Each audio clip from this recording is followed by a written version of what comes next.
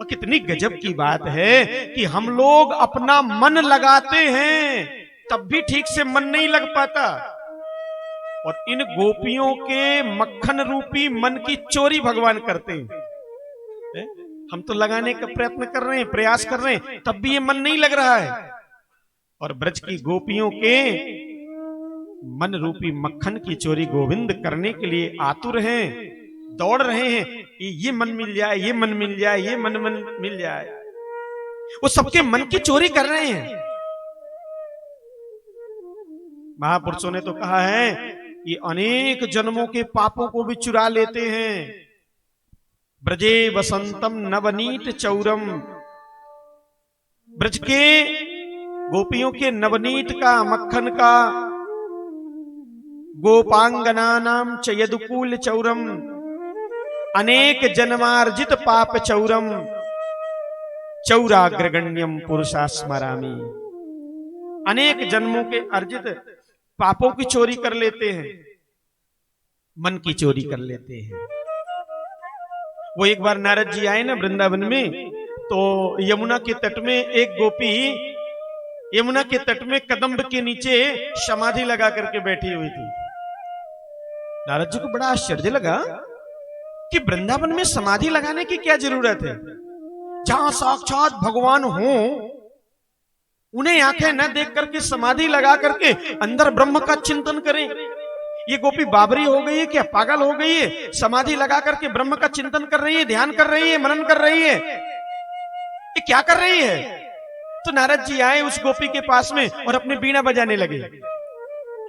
बीणा बजाए तो गोपी के नेत्र खुले, पर नेत्र खुले तो गोपी रो दी, अश्रु की धारा बहने लगी।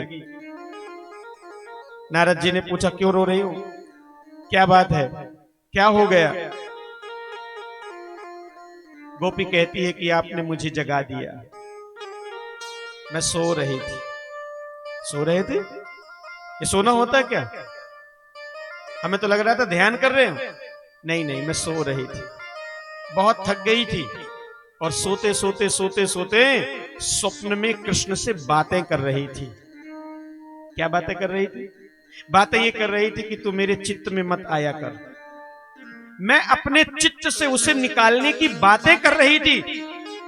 कन्हैया, तू हमारे चित्त में आ जाता है ना, तो तेरा ही चिंतन बना रहता है, और जब तेरा चिंतन बना रहता है तो संसार के कोई काम नहीं हो पाते हैं। सासू कहती है रोटी बनाना है, चूल्हे में आग डाल करके बैठी रह जाती हूं, बटलोई चढ़े चढ़े चढ़े चढ़े चढ़े चढ़े पूरा पानी सूख जाता है, उसका भोजन नहीं बना पाती।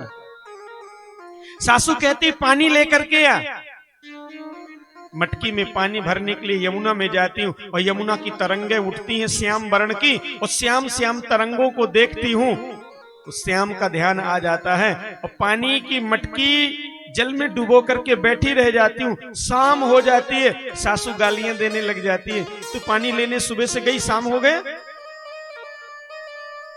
कोई काम ही नहीं हो पाता है। तो मैं तो उसे अपने चित्त से निकाल रही थी।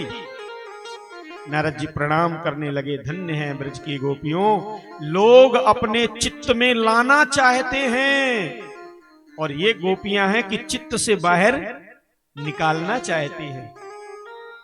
इन गोपियों ने कोई यम नहीं किया, कोई नियम नहीं किया, कोई साधना नहीं करी कि भगवान हमारे चित्त में आए। ये गोपियां तो निकालने का प्रयास करती हैं, पर कन्हैया तो घुस करके बैठ गया है। तभी तो उद्धव जैसे ज्ञानी जब समझाने लगे तो ब्रज की गोपियां कहती हैं, किसे समझाना चाहते हो? उद्धव ने कहा, तुम्हें। उद्धव, तुम्हें पता नहीं, समझाया उसे जाता है जिसके पास में मन होता है। जिसके पास में मन ही नहीं, उसे क्या समझाओगे? उद्धव ने कहा, क्या तुम्हारे पास में तुम्हारा मन नहीं है? नहीं उद्धव, हमारे पास में मन नहीं है। तुम समझाना तो चाह रहे हो, उस ब्रह्म का उपदेश तो बहुत देना चाह रहे हो, पर वो ब्रह्म का ज्ञान तब ठहरे जब हमारे पास में मन हो। और उद्धव, वो मन हमारा तो था, पर उस मन को कृष्ण लेकर के मथुरा चला गया है। उद्धव मन न भये 10-20, एक हूतो सो गयो श्याम संग, को आराधे ईश। उद्धव मन न भये 10-20। श्री कृष्ण इन ब्रज की गोपियों के मन की चोरी करते हैं, और इसी मन की चोरी को महर्षि व्यास ने माखन की चोरी कह दिया है।